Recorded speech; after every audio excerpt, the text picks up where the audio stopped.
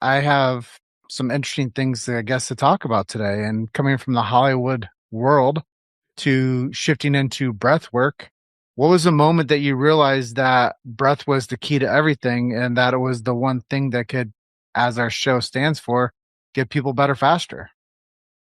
Yeah, I think for me, there's a saying that's like hindsight is foresight.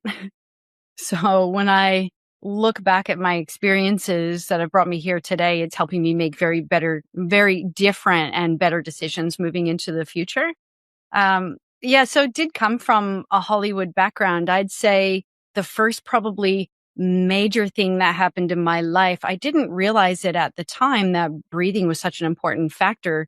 I realized it after I learned about behavioral breathing. But what happened to me is I wanted my whole life to be, a performer in Hollywood. And when I got there, I had a lot of amazing experiences being able to be on stage at the Grammys. The big one for me that actually was a turning point was when I was on the stage as one of the semifinalists for the first season of the Pussycat Doll show.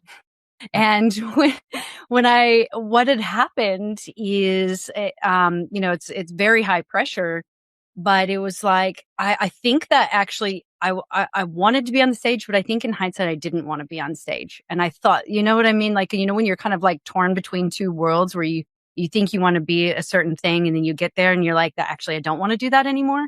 I think I'd gotten to this point because when I walked out on stage to do my solo, I had the bright light, the music started.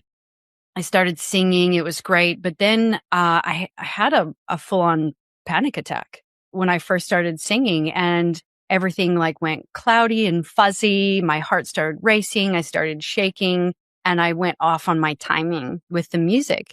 And then the next thing I remember was, thank you. And I was like, huh, huh. It was like, I thought this was going to be